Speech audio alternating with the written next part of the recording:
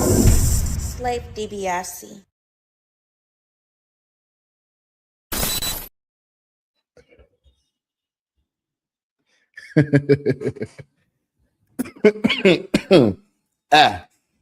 Good morning, good afternoon, good evening, and good night, depending on whenever you guys digest this content. I thank everybody for pulling up yet again another one of these 420 sessions that we have. And this again is another live episode of the Offenders Initiative podcast right here on We the People TV. I am your illustrious host, Slave DiBiase, aka Tony Spark, aka Slave Daniel Richards, aka the Slaylian Cometh. And we are here today for another 420 session. Now, I know I've been a couple of days late for y'all. I had a lot of foolishness going on in my house. All I'm gonna say is if you're anybody like me, if you've lived a couple of times, I'm gonna just say a couple of words: family chaos. You do it like that, and you can just tell whatever happened or whatever. Tell me about y'all family chaos after the holidays, man. If y'all had any during or whatever, I would like to hear something like that in the comments. If y'all had any family chaos during these holidays, man. And we are here for another session, whatever. So of course, tell me in the comments what you're smoking on. I'm still smoking on this Tropicana cookies and Maui Wowie. I'm still smoking on that. We about to get a new pack, new reviews, all of that or whatever. It's definitely going down. But yeah, without further ado, you know what I'm saying? Y'all see the caption, man. Power Book 4 Force Episode 8 reaction. We're going to talk about Stranger Things Part 5, Part 2. And we got to talk about this Cyclops Avengers Doomsday snippet. How many of y'all been hearing around in certain corners of the areas of the internet that you done seen a snippet of the Avengers Doomsday trailer with Cyclops in it? How many?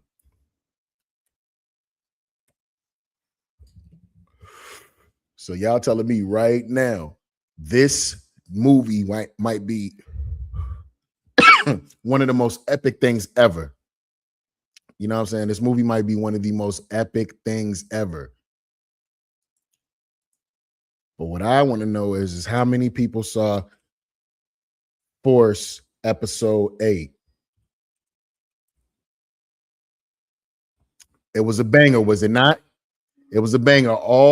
All my power watchers, man, tell me if it wasn't a banger. I know I'm late, and I should have been talking about this Friday like I normally do. I just had my timetable messed up. I had a lot of weird shit happening at my home, but don't worry, we done shook the devil off. The devil will no longer be welcome here. You know what I'm saying? The devil is not welcome here. And the devil will mess around and put you really, really off your square. Tried, and she failed as she may. So I know I was supposed to be talking about this Friday. Whatever, we're here now. Let's fuck with it. Force Episode 8. How y'all feeling about this one, right?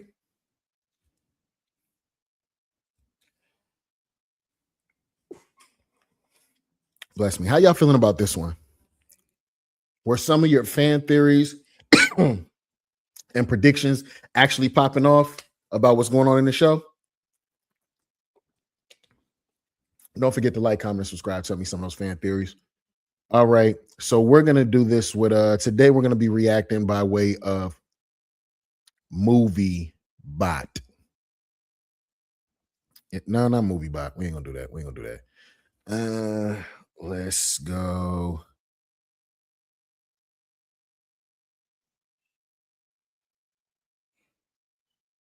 Let's go Top Notch to Watch. We're going to react to some content by Top Notch to Watch. Everybody, please go give those good folks a like, comment, and subscribe. You know, make sure that you give them folks they just do. And without further ado, we're going to go ahead and check it out.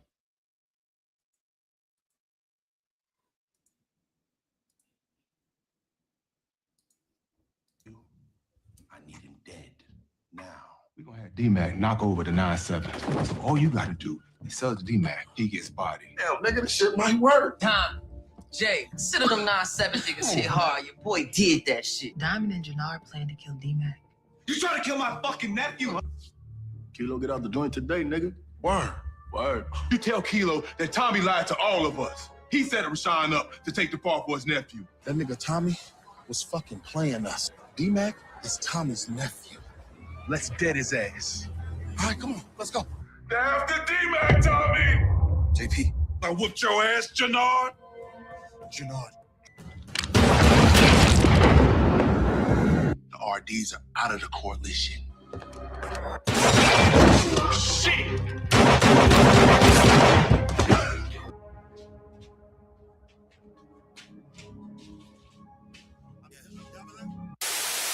Hold up. Welcome back, Top Notch Gang, to another video where Hold up. Just off of everything that y'all just saw, you saw crackhead ass playing with your nose ass, junkie ass Jannard. He done killed King Kilo and his homeboy and JP. You got Diamond back on that drink, telling him to set Tommy up. Who does Tommy have a shoulder to lean on in the city of Chicago at the moment? Does he really have any allies? Because I really don't trust this Ashanti girl neither. I really don't trust this Ashanti showstopper girl neither, because she was definitely down with the whole play of getting D-Mac knocked off too. She was too. And I'm wondering if Tommy's going to actually find that out and go ahead and cancel Christmas on her as well, because she was definitely down with the plan. As a matter of fact, she might have been the person to come up with the plan low key. I know Diamond was the one who came up with it, but Ashanti was really down with it too. It's her fault. I don't care. But that's a lot to take in within the first minute and 5 seconds. So salute to Top Notch Watch. They giving you them pointers straight out the gate. here was season 3, episode 8 of Power Book Force, the full recap breakdown of everything that took place within this episode. And Force has been cooking. War has officially kicked off in the streets of Chicago. So in this video, we got to break down the major kills that took place within this episode.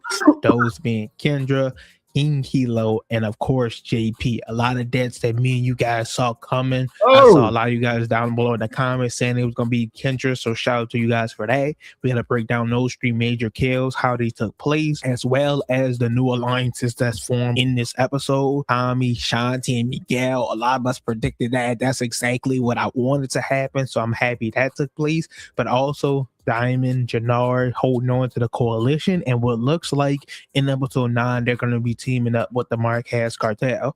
So everybody at that point is going to have chosen their side, and all hell is going to break loose. So without further ado, you guys go ahead and leave a like, comment, subscribe, let me know your thoughts and opinions on this episode down below. Give me your predictions for the final 2. We're going to break down the preview trailer more this weekend, but let's go ahead and get into this episode 8 recap and breakdown.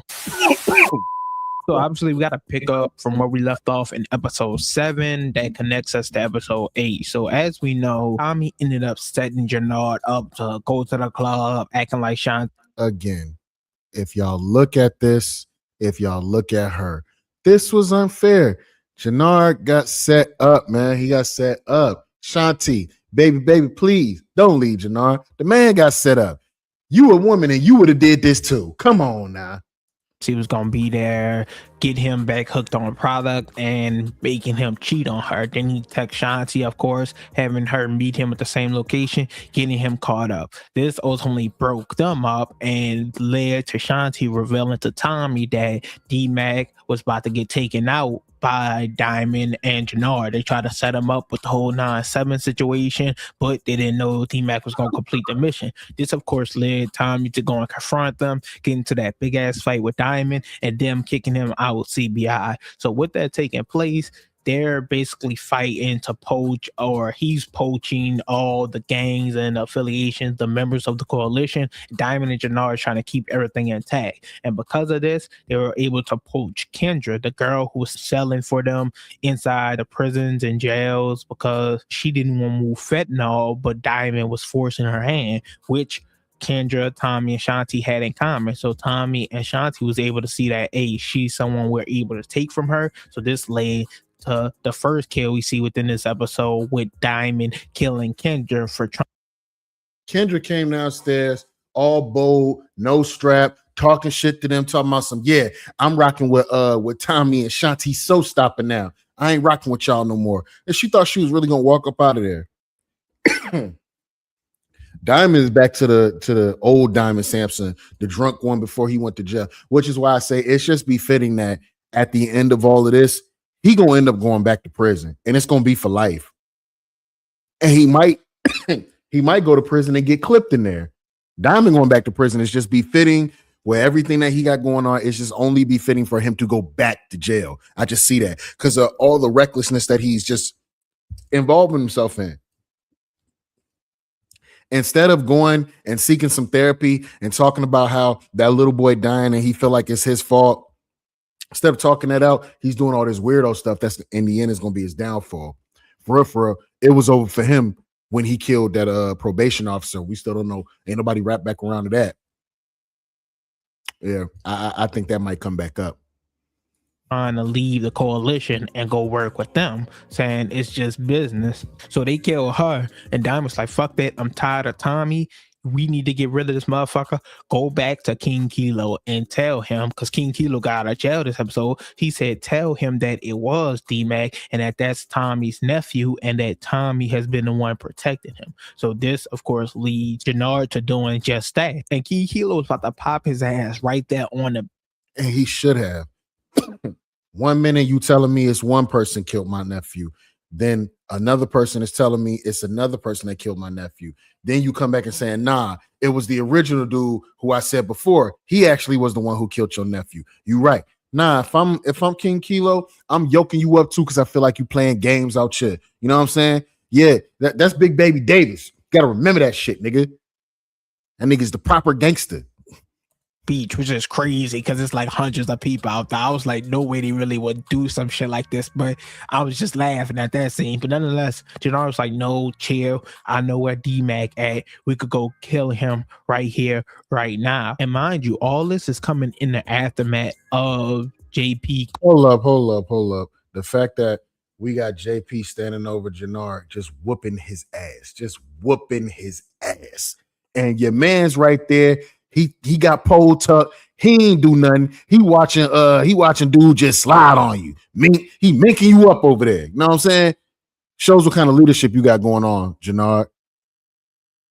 Yo, 6'7" Rizzer, what's up, bro? Welcome to the show. Tell me what you smoking on, man. Like, comment, and subscribe, man. Welcome. Grab a seat. Sit down for a second. Go and beat up Gennard because he heard that Gennard tried to set up D-Mac. So JP went and beat him up earlier in this episode. So Gennard was already... Beat him up is an understatement. Anytime you stand over a nigga and you just continuously minking their ass up, that's an understatement. Nah, Gennard, he beat your ass. Mop, mink. He was standing over him. With the way that JP was whooping Gennard ass, it was like one of them old school folks when they be whooping your ass and talking to you at the same time when your mama used to whoop him. Now I done told you about that. Man, he was hitting him like that. So, damn, all that fighting that Gennard and Diamond be doing in the gym just for you to get rolled up on by this old man who put you on your back pockets and then continue to mink you up. You need that gun because you a punk.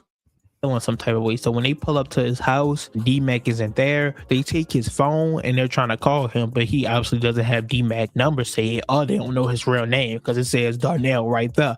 But they decide to call Tommy and like, hey, give up D-Mac or JP, your brother dies. And JP, he's fine with dying. He was like, as long as Tommy's able to protect D-Mac, he's good. So with his last words, he tells Tommy that Gennard is there, telling him, hey, Gennard, you're doing this because I beat your ass earlier, which is gangster. He told me, Gennard, you just mad because I beat your ass earlier. He told me, he said, you a sucker. You ain't got no balls for real. Nigga, kill me like a grown man. Do it yourself. Don't have nobody else do it. Now, I will say Gennard did have no problem going ahead and putting a few bullets into JP. So yeah, rest in power to JP. He was a great character. I did see him dying early on, and it was only because I didn't see a whole lot of him this season. I knew he was out of there, and he went. If you was ever gonna go out in the Power universe, this is the way you go out. He went out protecting his son. I'm not mad at it at all. Rest in peace to JP and the actor that plays him. You did a phenomenal job, my brother. Fucking crazy, but because of this, he tells Gennard, just pull the trigger yourself, and Gennard ends up shooting and taking out JP. Now, following this, Gennard tells King Kilo it's good. We could just get D-Mac next after this. King Kilo like, nah, I'm not rocking with y'all no more. You and Diamond been on some funny business for a while now. It's always this and that, lie. True. He told him to himself. to his face. You and Diamond, most motherfuckers where I'm from, we say Diamond. That motherfucker say, you and Diamond have been playing games. So me and the coalition, we out, and you can go fuck yourself. Told my man, funny acting dude on the side, he said, yo, we out. And then watch what happens. And all moving back and forth, moving the goalposts and shit. He like, we done. No more. I'm gonna get D-Mac by myself, and the RDs are out of the coalition. Jannar crashes out, shoots him, shoot King Kilo Man, takes out both of them in JP's house as well. Now, unfortunately for him, obviously Tommy already heard that he was there over the phone, so Tommy's gonna be gunning for his ass. But also this creates a problem where we saw in a previous trailer that the RDs is gonna pull up on Diamond, Jannar, the rest of them at the bottom of Diamond's barbershop when they all pull the guns out on one another. We already saw them questioning work. This must be this is clips from the trailers from the last shit. You already know Grayskull don't really like Jannar, don't like Buddy like that anyway, because you's a snorter, nigga. Speaking of snorters, funny thing about people who play with their nose, right? First of all, once a junkie, always a motherfucking junkie. That's one thing you can always count on. Look at this motherfucker Jannar. He was dirty last season. He got clean. Now he back dirty again with his high ass. You want to know why? Because he's a junkie. So I say this: there's no way somebody's gonna ever tell me in life that I used to play with my nose or I used to shoot up. Meaning you still have the ability to do it now. So somewhere along the way, you're not zestfully clean. You got dirty here one of these years. You know what I'm saying? You could have played with your nose back in the day, and maybe you played with your nose and decided to fuck up your whole family's Christmas. You could have did something like that. So it's simple. People that play with their nose or that do drugs, that do hard drugs, they always go back to them, and it always messes up everything. Always remember, once a crackhead, always a crackhead. Once a snorter, always a snorter.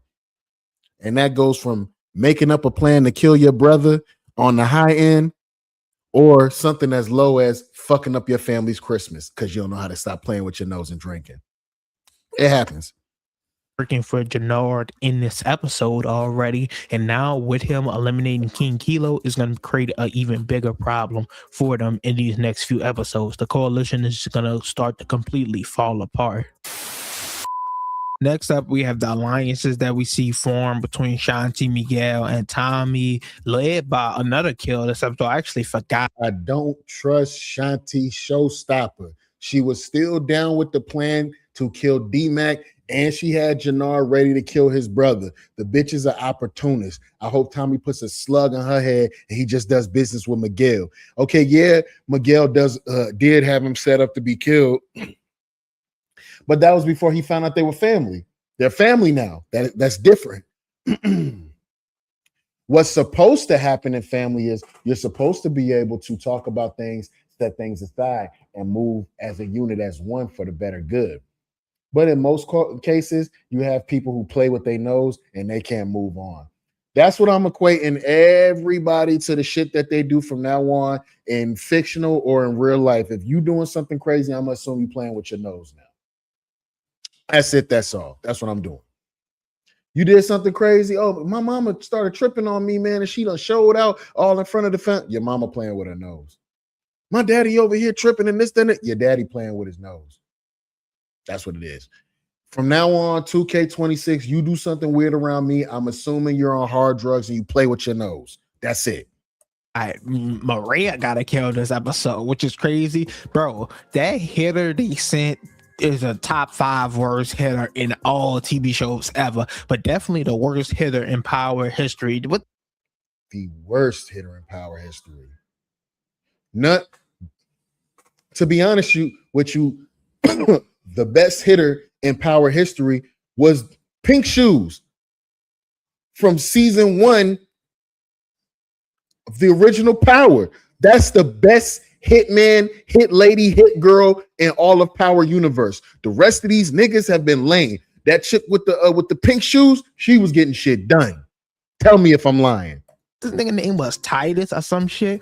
The nigga who was supposed to do the hit on Miguel, or first on Tommy, but Miguel told Tommy to stay at the dinner, so they didn't end up getting Tommy. But then he was about to kill Miguel, and they bought a fucking knife. If they had a gun, he would have got smoked. Trash.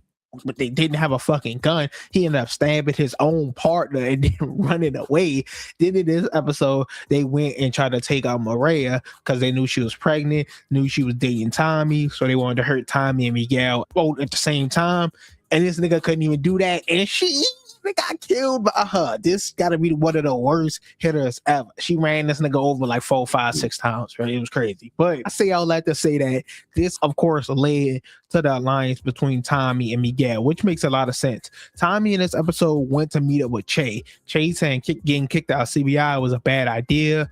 I'm not working with no lone man. If you can't sell all this product within 24 hours, ain't no business to be done between me and you. I'm gonna kill you, basically. I'm gonna get you out of here. So Tommy initially goes to partner up with, of course, Shanti, because he knows she's on the hour to wed Jannar. So that he's pretty much pulling at strings at this point. You trying to find anybody that can have your back to trust. If you don't call your real nephew Tariq should have been around this episode. Tariq should have been around after Tommy got kicked out of CBI. He should have been calling Tariq because he knew he was going to have some serious problems on the street. That's when we should have got the Tariq call. We haven't gotten it yet. So either we're going to get it next episode and Tariq shows up in the last episode, or we're going to get it at the beginning of the episode, next episode, and Tariq shows up. Either way, Tommy need all the help he can get. He's literally teamed up with a snake. He need to watch his back for real. that's the first step that they do, but that still isn't enough to move the product. They team up with Miguel as well, the Insane Princess. So now they got Shanti soldiers, Miguel soldiers, and now they have a way to move more of the product. And Tommy's just going to use his cash as well as Shanti's cash, bring it back to Che, and now they're in business. So now they go work together, take out the Marquez cartel. When the coalition broke up after Diamond and Tommy got the boxing right, Tommy immediately, you know what I'm saying, he goes to try and make his own way. Like, okay, I'm out. I'm still going to pull up on the plug and, you know what I'm saying, continue to conduct business as usual. Trey puts all sorts of guns in his face and tells him, hey, Weddle. That means white boy in Spanish. Hey, Weddle. Tell you what, I'm about to give you this weight, right? You got 24 hours to move it, or I'm going to kill everybody on your family tree. I don't like my time wasted. I need to know that you can handle this type of weight. If you can't, then you know what I'm saying, we're not in business at all. So he gives Tommy 24 hours to move all this weight, or he's going to go ahead and get him up out of there. And it's a little bit more weight than Tommy can actually handle by himself. I'm glad he knew that, which is why he ended up teaming up with Miguel and Shanti Showstopper. I understand pulling little moves while you can or whatever to make sure things go right, but Shanti Showstopper is a snake. And if she walks away from this series alive, but somebody like Spank got shot in the eye by Tommy, I'm gonna know it was bad writing. And still being running to battle against Diamond, Jannard, and the rest of the coalition. So they have all that set and in place. We knew that was coming due to the teasers, scenes, and trailers showing Tommy and Miguel next to one another. And it looks like they're going to be teaming up to go get that revenge. Tommy, he looks like a madman. He looks like the fucking Terminator in this next episode. And I can't wait to see that shit. He's going to be out for blood. We're going to break that down more this weekend, but I'm interested to see who gets each of these individual kills. Obviously, those being the Diamond, Jannard, and Ortega. Obviously, Tommy, Miguel, and Shanti are in the mix, but you guys throw my dude D-Mac in there. We're going to talk about him this weekend as well. And all of us, or at least a lot of us, are still expecting Tariq to possibly show up. Maybe he doesn't show up to the last. This is what I'm saying. It's time for all the guns to be out. It's bloodbath time. They went too far. By the way, in this episode, also too, a hitter was sent at Mireya. Mireya is a whole pregnant woman. Titus tried to kill her. It's all on. You know, Terminator Tommy not going for none of that. Come on, man. the final episode, which is looking likely at this point based off this preview trailer. So maybe at the end of episode 9 we get something hinting at him being in the finale. We're gonna have to wait and see. But how they divvy up these kills and who gets each, I guess that's something else we're gonna have to talk about this weekend as well. Something else we gotta talk about before this video ends is Stacey Marks' death. What about Stacey Marks? Rest in peace to Bruce Lee haircut. She done. That's it. That's all. Stupid ass. This right here was all wrong. Her reaching for this little gun in her little knapsack. You came to arrest a well-known drug dealer and murderer without your gun out and no vest, no backup, no nothing. You came to arrest Tommy Egan without your gun out. Stupid. Because obviously this plays a big role in how Ortega gets out of jail and also with Vic getting arrested in this Look at her. She looks stupid. episode. So as we know, at the end of episode 7, Tommy went and killed Stacey because she said she wasn't working for him anymore, and she was about to bring that nigga in for Claudia's death. So he had to pop her ass, get rid of her. Now her husband, ex-husband, whatever the fuck, found her phone, her burner that Tommy gave her with the one phone number and called it. Tommy picked up and didn't say nothing, but dude pretty much knew it was him, so he's out to get Tommy. DeFranco, let me holler at you. If you don't leave Tommy Egan alone, you're going to be laying right next to Bruce Lee haircut under a white sheet. You're going to be up out of there too. What you need to do is in your universe, see if you can go holler at Marvel and see if you can get the part to play the Power Universe's version of the fucking Punisher in the MCU. You need to go out for a movie role, because if you keep messing with motherfucking Tommy Egan, your ass going to be under a white sheet too. Stupid. And this one here gonna be the one to help you get under that white sheet thing. He brings it back to the other nigga who's been working for the Marquez cartel this entire season, trying to help them get Ortega out of jail. And now he's the new attorney, district attorney, the new DA in office. So now he has to pull to get Ortega. They told him, little Asian dude pulled up on Sing and told him, yo, we about to go ahead and get you up out of there because you ain't did none of your job. Why is Ortega still in jail? He was like, yo, man, I'm the acting DA. I'll have the man out of jail by tomorrow. You ain't got to kill me. We don't got to do all of this. And now that I am in this position, and I shall be for the foreseeable future, I can be of more value to the cartel. How long do we think this motherfucker right here is finna last? How long? Out of jail, which is why we see him in the trailer in episode 9 free, and we see him meeting with Diamond and Jannard, obviously going to be working together to take out Tommy and Miguel. More than likely, it just makes sense. Everybody's clicking up at this point, so we know that's how he's going to get out. But also within this episode, we know that Vic saw this as an opportunity to get from under Tommy, hearing that they're out to get Tommy because he took out Stacey, but also hearing that no one's working with Tommy. He got kicked out of CBI and this and that. He pulls up on Tommy with a gun. Honestly, he should. All right, not gonna lie to y'all.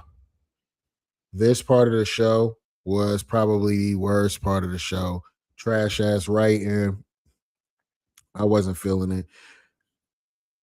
Vic, Tommy ain't the type of person that you play with and do the long, drawn out villain speech, or you know what I'm saying, and all of that. Like, you see him and you get to drop on him, you blow his fucking head off.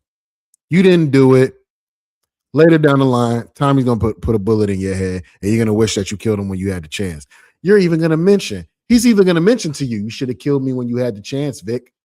But just like your father, you don't have the balls to just smoke him. He was playing around a little too much, trying to scare Tommy, make him squirm, talking about, do you like you did me, all this and that. The cops pull up on him, and they arrest Vic. Obviously, it is funny because he did shoot at Tommy feet. He made him dance. Now he did make him dance, but I mean, you ain't kill him. They gotta let Tommy go. Vic took his gun. He ain't got nothing on him. They don't got no proof against him. They arrest Vic, put him in a car, and they just leave. So we got to see him being arrested, how that plays a role, and what he decides to say.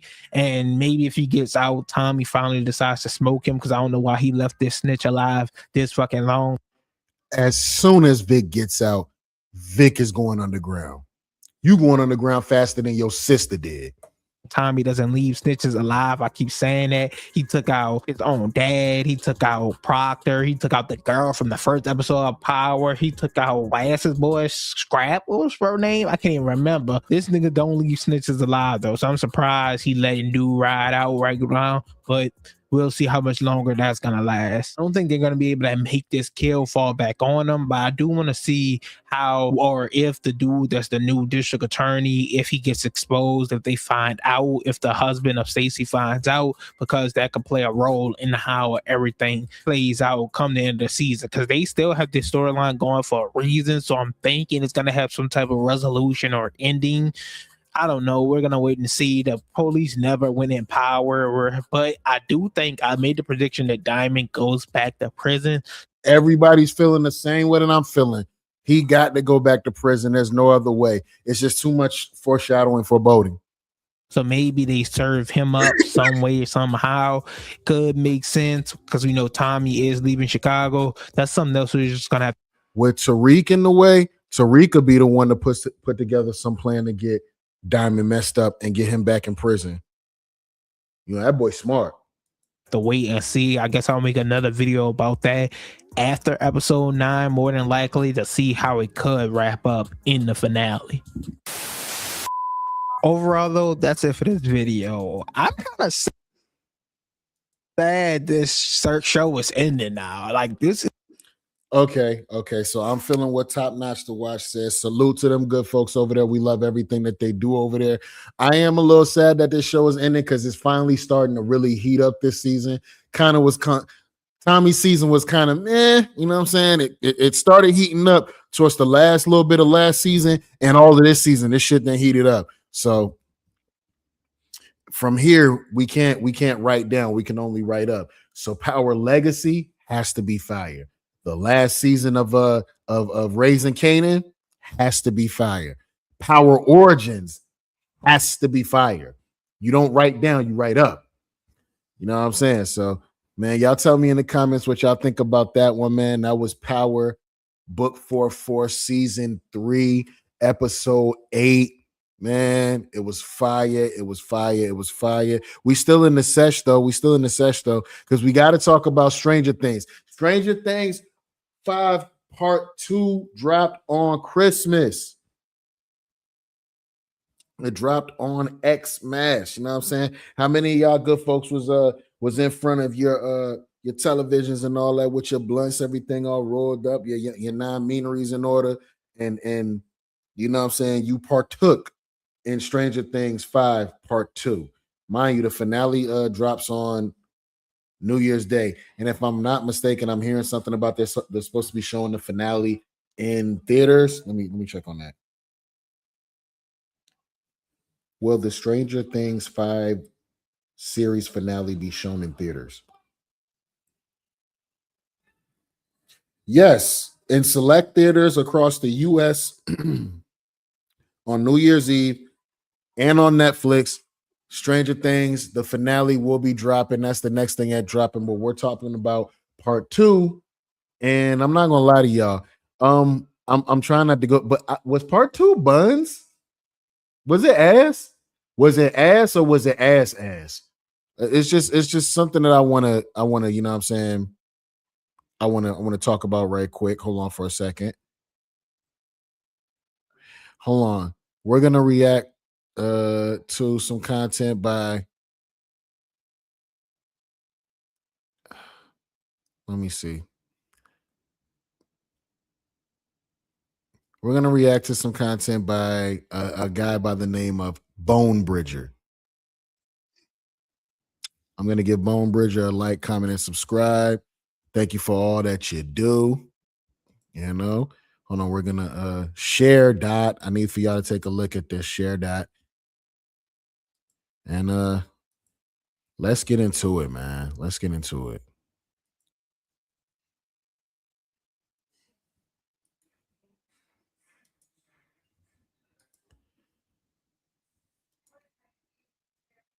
Yeah, let's get into it. Season 5 kind of sucks. And volume 2, Stranger Things. You gotta let him hear it. You gotta let him say it all the way.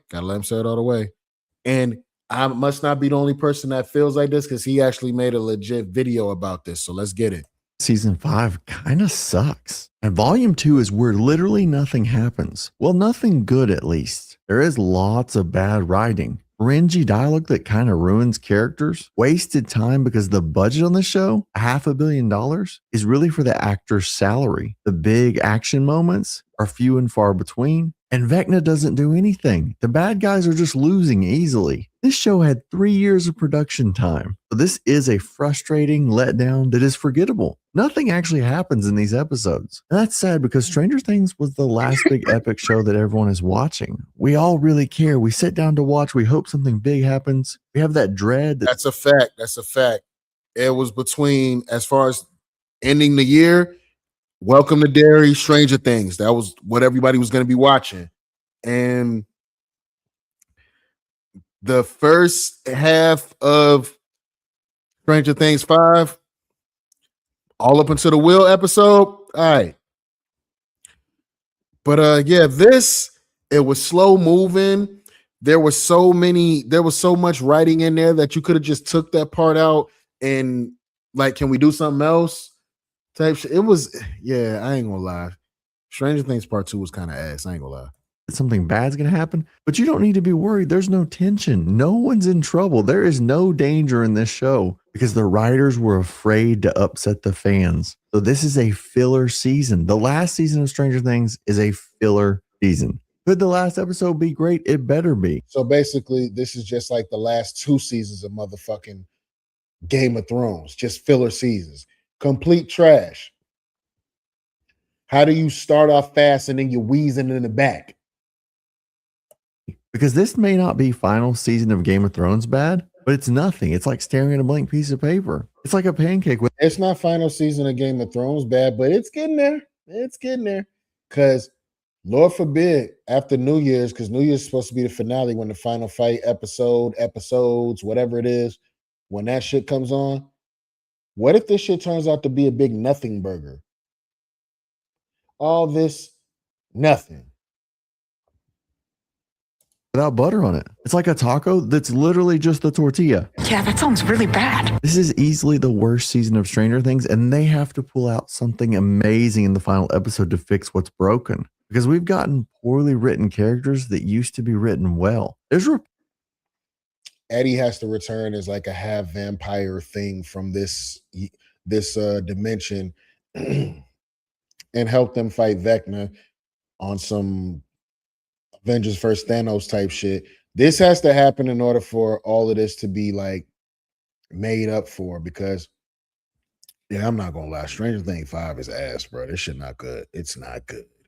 Repetitive dialogue and scenes with the same characters over and over because they're trying to waste time because they want these episodes to feel long, like you're getting your money's worth. We're not getting our money's worth. That $500 million went to the actors' wallets. It wasn't into the plot and big scenes. The military is a nothing burger. There's no real backstory. We finally got a line explaining why they're doing this, that they want to pick up more super soldiers by having 11 and taking her and people like her, transfer the powers to even more kids they can raise as weapons, basically. Yeah, so they're kidnapping women and like inducing them with these children to have babies that have superpowers. So yeah, no. Comic book villain evil, there's no depth to them. Let's talk about some scenes that are really frustrating. Everything with Vecna is frustrating. Vecna should have won this. If you follow any kind of good model to build tension, you need the bad guy to seem dangerous. But Vecna is easily that is a fact. Vecna should have won. Take any good show where it's an epic battle between good and evil. You can even take the template of the Avengers movies all the way up to Endgame. They lost in Infinity War and then they won in Endgame. It made the stakes a little bit more, you know what I'm saying, more important because they lost. There's people that could come back and then there was people that couldn't come back. But the fact that they lost first and that they had one last battle where if they didn't win, everything was really over with. We didn't get none of that here. It was a bunch of lettuce. It's a bunch of lettuce. That's what it is. Bullshit lettuce. Beat it over and over, and he gets no wins. He's basically struggling to babysit. That's what's happening. And every chance they have to do something, like if he had taken Max or Holly when they're about to escape, that would have been a much better cliffhanger than the one we got. Oh, and Max is back, I guess, finally, which leads to some dialogue. But they're overcomplicating everything about romantic relationships and friendships. The friendships are even worse, but let's start with the romantic ones. Jonathan and Nancy, and the whole Nancy and Steve, that whole dynamic that should have been resolved was brought back this season. Trash. Jonathan thought Nancy still wanted Steve. Steve was doing his own thing. She trying to become a woman. Brother, we too busy fighting monsters for you to get all locked into your fucking feelings. Do you understand me? We're too busy fighting monsters that are from a different dimension that are trying to tear our town apart. By the way, monsters move into your town, and instead of moving, you stay there. Fuck that. And they have drawn it out. And finally, Nancy and Jonathan ended up in a scene that lasted forever, where they shared the truth with one another. And this truly is 2025, because 2025's writing is, of course, people can't have kids. People can't have a relationship that kids. People can't have a relationship with another. And this truly is 2025, because 2025's writing is, of course, people can't have kids. People can't have a relationship that kind of works where they're just in it, despite all their differences. It has to be complicated and weird. Right. Lord forbid people just be in a relationship with each other despite all their differences and all that. They just, really love on each other and get through it. You got to do all this weird ass complicated writing. In that scene when they were about to get frozen into the room and all of that, and the little milky quicksand was about to get them, that scene was horrible. They're telling each other what they hate about each other. Trash. Collection of the modern day thoughts on relationships, where everything is so like, oh, it has to fit this box and do this and has to feel this way, and I have to just know. I really feel bad for people that are growing up and watching this and thinking, oh yeah, that's the way it is. It's so hard to find anyone. It's so hard to be with someone. Yeah, if you make it this complicated. But worse is the friendships, and this is way worse. The whole Steve being mean to Dustin was a terrible idea this season. Steve has gone through a lot of character development. This should be his season to be a hero. Now, they're not going to risk his life, but instead they just turn him into a jerk. Instead of, I don't know. We could see Steve die in the finale. We could see that. If no one dies in the finale, bro, I'm honestly going to feel like, yeah, Buns, I ain't gonna lie. Then this whole little subplot where 11 sister Callie is like, yo, as soon as we shut down the doors to the upside down and to Dimension X and all of that, you know what I'm saying? When we tear that place apart and turn it into nothing, we're going to stay in there and we're going to die too, because as long as we're alive, the military is going to keep coming after people like us to use our blood and to make more versions of Vecna, which will tear the world apart. Lady, ain't nobody finna go die with you. him being compassionate and there for Dustin, and Dustin pushing him away, which is a much better dynamic. They have Steve be mean to Dustin. It's terrible writing. It's terrible dialogue. It's a terrible arc for their characters, and it almost completely ruins Steve's character. But don't worry, Dustin and Steve make amends and everything's great in 2 sentences. All that buildup was for nothing. Oh, 11's sister. We can't forget her. By the way, she is a writing mistake from season 2, and they're trying to fix her. They feel she was a writing mistake. She really feels like it, because I don't like her whole character. I'm with Hopper. I don't like you. Why are you here? There's nothing good about you. Compelled to make her matter. Their solution is her convincing 11 they can exist or things will never get better, that they've got to be in the bridge when it goes down. Trash. Also, that plan they have to take out Vecna, it's like a 2-second plan where they think taking out Vecna is the easy part, doesn't matter, no big deal. And that's because it is easy. That's what they've set up. That's what the writing has dictated for the finale. They've set it up that 11 and them can easily, with Will and everybody, can easily beat Vecna, especially after Will's conversation with everyone, which was... Do we think they're really going to do it like that, though? Will it really be that easy? I will say this. They've never all been in the same spot for like the last 2 seasons. It's always one team, one place, and another team, another place. They've never all been like right there with each other on some Avengers Assemble type shit. So it might be a little different to see that. awkward. The dialogue in this, the writing, how they did this, over and over repeat of what's Oh going my on. God. And this part right here, bruh. Oh my gosh, man. Yo, let me holler at y'all. The part where Will said he couldn't go on and be his true self and truly unlock his powers until he sat down all of his friends and family and told them how gay he is. How many of y'all have ever been to a family gathering and then one of your cousins pop up with the, I just want to let y'all know I'm gay as fuck, and then they hit you with the bro? We know. Now, can somebody please play over this food, man? Please pray over this food so we can keep going, man. You gonna tell us some stuff we already knew, bro? We knew you was gay. This whole scene really should have just been Will and the friends, the original guys, and him telling them before they're about to leave, and like a private friend moment because they all started this together. But no, they had to do something different for this, and it didn't work. We've all known this was coming since episode 1. They referenced this in episode 1, but instead of him sharing this with his friends, it's on a big public platform scene before a giant. It's trash. Everybody in that room know Will gay. I don't know if you knew it was a big, especially your mama. Everybody knows, brother, especially your mama. Land battle thing, and it's weird. But that's what these episodes are. Nothing actually happens. They don't have a lot to do this season. The final battle is probably going to be about 10 minutes. And then we're going to get like 30 minutes of what we're left with. There is no real tension. None of your characters are in trouble of actually being in danger. See? They are in trouble of being ruined by bad dialogue and pointless scenes. This was $500 million where they did filler. These are filler episodes over and over and over. And they want you to hang on because you love the characters. And I do love the.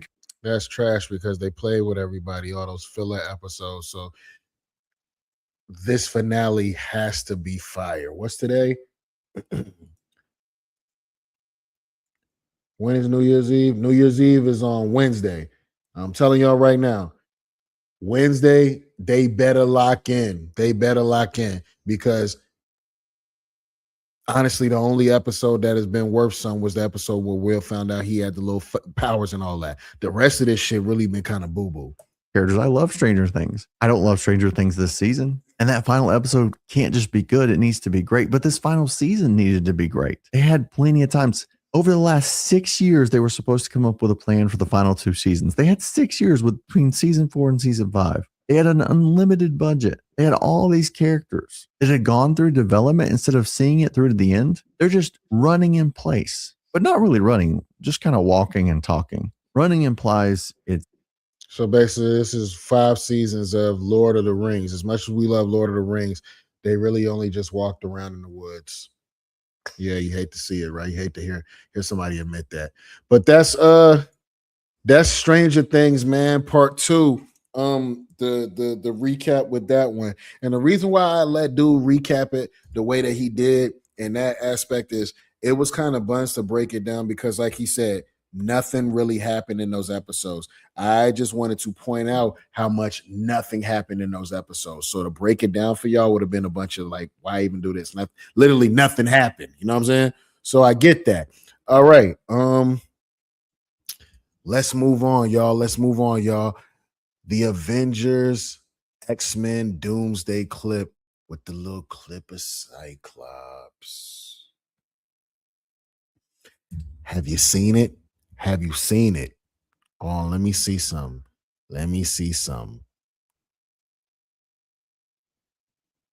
As a matter of fact, just.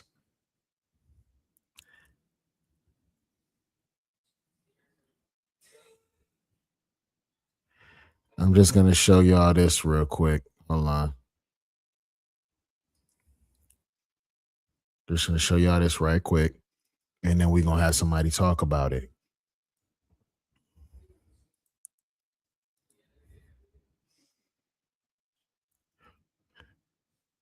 Optic blast from Marvel versus Capcom. Comic book accurate suit, except for besides the yellow briefs over it, which he could have put the yellow briefs over it. I still would have fucked with it too. Pause. But nah, this is fire. Give James Marsden's Cyclops all his flowers. This is what He should have been doing all three of those trilogies instead of it being all about Wolverine. Salute to Bo DeMaio and them good folks over there at X-Men 97, because y'all were the first people to really put the eye back on Cyclops with him being the leader of the X-Men and actually giving him and his family, who in the comic books have a lot of importance, you're giving them that proper light. Cyclops was a beast in X-Men 97, and it looks like we got more to come just with this James Marsden clip right here. Tell me this ain't fire, y'all. Marvel versus Capcom Optic Blast. You understand me? Yeah, like that. But hold on, we're gonna get somebody to break that thing down.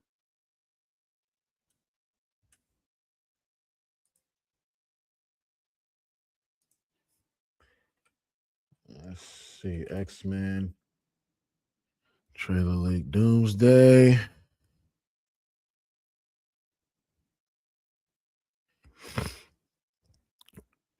Okay. Let me see. Let's let Cosmic Wonder give us some good notes on this one. Salute to them good folks at Cosmic Wonder. Please don't forget to give them a like, comment, and subscribe.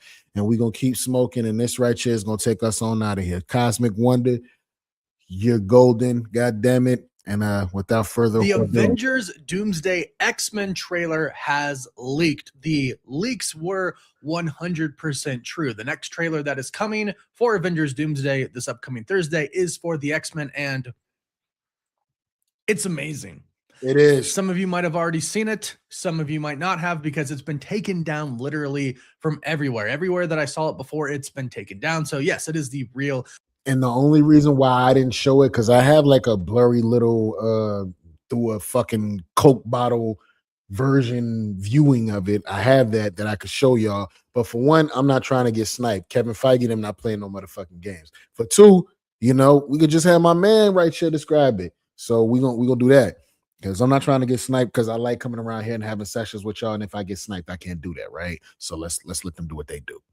Official trailer. We are going to go over it, and we're going to go over very specific scenes in this video. I do have the video because I did, of course, screen record it. So we're going to go over it, including what Magneto says. Now, I just have to say, I've been waiting 25 years for this particular trailer. No, I didn't know it at the time, of course, but to finally have the X-Men in the MCU in this trailer, Oh, well, it sounds like Cosmic Wonder finna show us. So okay, y'all, let's see this little snippet of the X-Men Avengers Doomsday trailer leak. hear the you hear the Avengers theme song over X-Men footage. You are literally looking at Professor X, Magneto, Cyclops, and you are hearing the Avengers theme song play, a variation of it, and it's just amazing. Truly is amazing. I am more excited for Doomsday than I've ever been now. So I'm going to walk through scene by scene this trailer and talk about what it means, because there are some very important things here, and I think some things are a little bit different than we thought they were going to be. So first things first, over the part that shows Professor X, Magneto, and the X Mansion, Magneto is giving a monologue. He is speaking over it. And this goes all the way up to the point to where we have just an amazing Cyclops scene.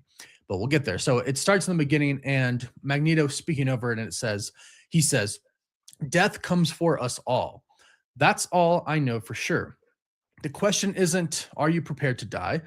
The question is, who would you be when you close your eyes?" And what I find really interesting is right when he says, who would you be when you close your eyes, Cyclops takes his visor off and just lets out a massive optic blast. And in the background, everything is destroyed, and we can pretty much see optic motherfucking blast. Capcom versus Marvel, bitch. Hey, Russo's. Keep cooking. We got some months of reshoots and all of that. If y'all need to add some characters in, if you need to switch the story, keep cooking. Keep cooking, goddammit. a Sentinel leg. Now, this goes with the leaks that we have seen for Avengers Doomsday on the set that we've seen for a while now. They were captured by Unbox PhD, who had a lot of drone footage and a lot of drone photos taken of the set of Avengers Doomsday when they were outside, and they had been reporting for a while. These were Sentinels we saw broken robot pieces, and they said these are Sentinels. Sentinels are going to attack the X Mansion.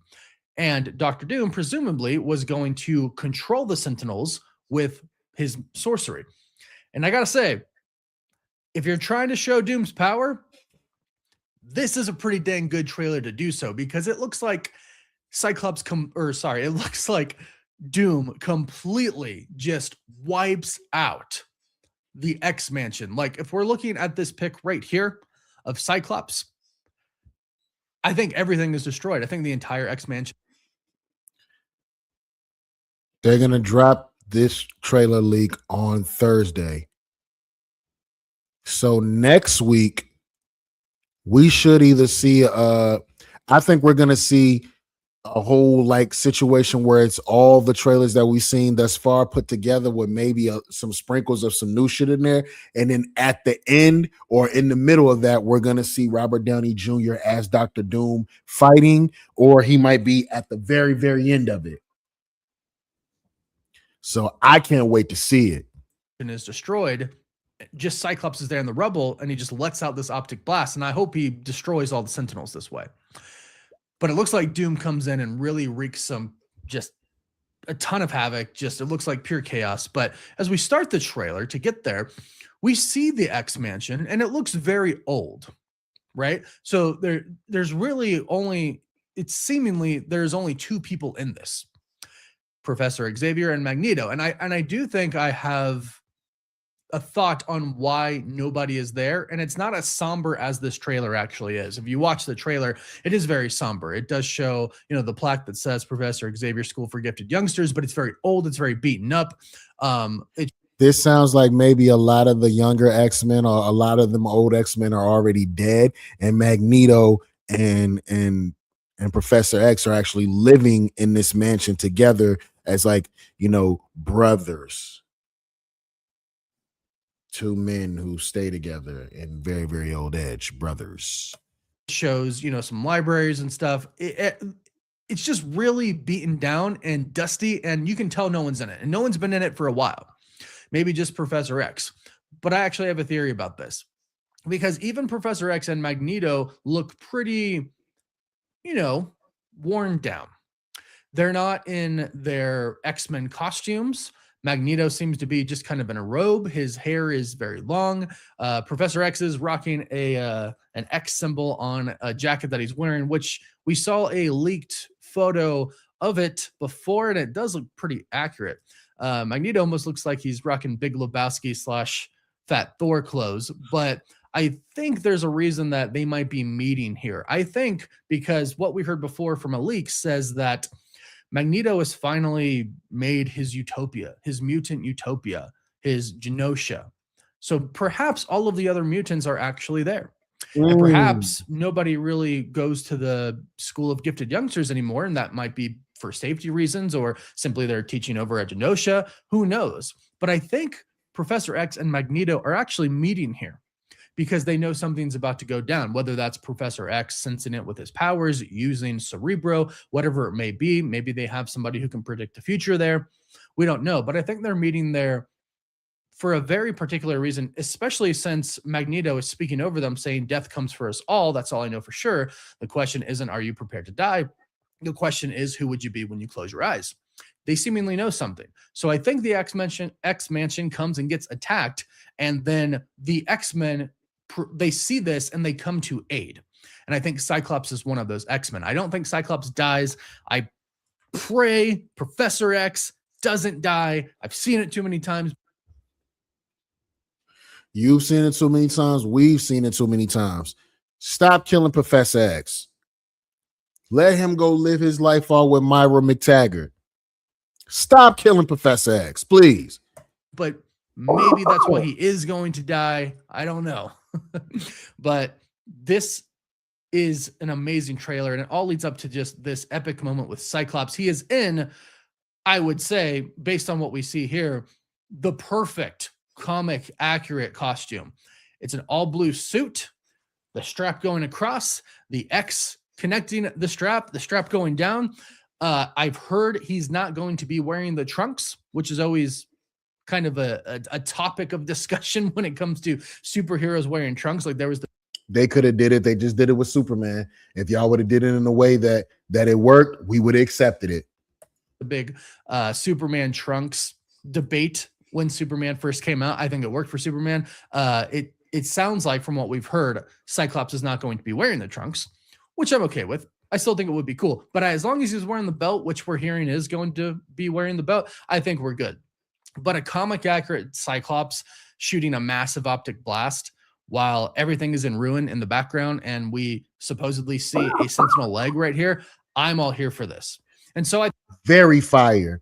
That shot was very fire. think I figured out what Marvel Studios is really trying to do. So Kevin Feige, once upon a time, it feels like it was such a long time ago now, and we're still a year away from Avengers Doomsday. So keep that in mind because that's part of Marvel's plan. But, you know, Marvel did say, Kevin Feige, the president of Marvel, did say that Doomsday is going to be about the Avengers, the Thunderbolts, the Fantastic Four, the Wakandans, and the X-Men all going up against Doctor Doom. Well, that's what they're kind of teasing us with right now. The first one was about Captain America. They're teasing us with Captain America because he's returning. He'll most likely lead an Avengers team. The next one was about Thor. He'll most likely lead an Avengers team as well. Then we get the X-Men one, which obviously represents the X-Men. And then the fourth one is said to be, and this is reported by Jeff Snyder, who reported that the third one was actually the X-Men one, and he was right. Right. The third one is supposed to be about the Fantastic Four and the Wakandans. And then we've heard some other little rumblings that they're going to show some other characters with them as well, which makes sense because Wakanda should be on our main Earth 616. And They're going to show Doom. Hook us. You got to hook us. You got to bring us in. They're going to show Doom. Fantastic Four should actually be in the 616 universe as well. So it would make sense that we see other people. We've even heard we might get a glimpse at Loki.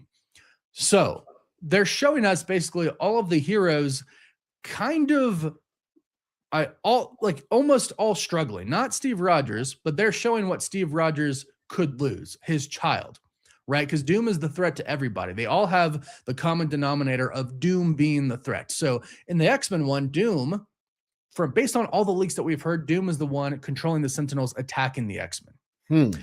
Thor is praying to Odin for help to survive Doom. And then Steve Rogers, Doom is going to go and basically seek revenge against Steve Rogers and his universe, and the whole entire multiverse is at jeopardy here. Really, everybody is threatened by Doom and the multiverse. But it's interesting because Doom's not going to view it that way. Doom is going to say, you're all the ones who caused these incursions. You're all the ones that the multiverse is failing because of, right? The multiverse is collapsing because of stuff that you all did. I'm just trying to fix it. Right. So Doom's going to think he's the hero. And then in the Fantastic Four, I mean, obviously they're going to think Doom's the villain. He stole the child. He stole it to help the universe because Franklin has massive power. So again, Doom is not going to see himself as a villain. But I am curious as to why he would attack the X Mansion. Perhaps it has something to do with anchor beings. Perhaps he was really going after Professor X, maybe Magneto. It's got something to do with anchor beings because there's no way they introduce the concept of anchor beings in Deadpool and Wolverine, which takes place in the MCU, by the way, and they're not going to pay that off. They need to pay it off sooner than later because that anchor being bullshit is all a part of the multiverse, the shit that they haven't written very well. So they need to wrap all this shit up. We're probably going to hear something about anchor beings and all of that in Doomsday. But I love seeing James Marsden in this classic costume. And I'm sure Professor X and Magneto and all of the other X-Men that we're going to see are going to suit up in classic costumes as well. This is probably what gets them into that fight, the attack on the X Mansion. I'm sure. Now, Famke Jensen, who plays old school Jean Grey, and of course Halle Berry, who plays old school Storm, neither one of them has said that they're a part of this project. I think Marvel's saving that for a surprise for us. Halle not missing that money. There's no way she's missing the money for her to come back as Storm in the MCU. She's not missing that bag. No way. Some people die. I mean, this scene where Cyclops is just shooting his optic blast out, presumably out of Sentinel, everything is destroyed in the back room. Everything is destroyed. So it looks like we're probably going to have some deaths. But I think Cyclops survives. I really hope, at least in the beginning, Professor X survives, Magneto survives, and they go on to be, the main X-Men team moving forward in Avengers Doomsday, because eventually they're all going to come together and fight Doom. And ultimately lose. Because, we already know the multiverse is going to be destroyed, and we're going to get Battleworld, and Doom's going to rule. They're going to lose at the end of Doomsday. Now, it would be crazy if we, depending on how long this movie is, they spend half the movie trying to destroy Doom, and we get Battleworld in the middle of this movie, leading into the actual Secret Wars. Over that, and that's what Secret Wars is. But this trailer is just phenomenal, and it's terrible quality. Somebody got it on their phone working at a theater or something like that. I can't. Okay.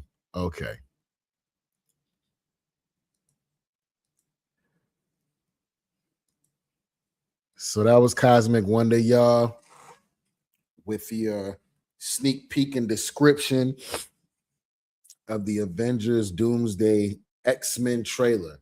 They said there's supposed to be a trailer about the Wakandans and the Fantastic Four coming the week after this one. So we're going to get the X-Men trailer this Thursday. And then next Thursday, we're supposed to get the last trailer that's going to have, in my opinion, it's probably going to have everybody in it. We might even see Doom or Loki in the trailer as well. Y'all tell me how y'all feeling. Tell me how y'all feeling about this smoke session, man. Again, I'm sorry I was off my timetable. I was off for about a week from y'all. It's just a long story. It won't happen again. You feel me? But like, comment, and subscribe. Thank you for pulling up to the sesh, man. It's your boy Slave DiBiase. Roll the fuck up, bitch. Keep smoking, and we out.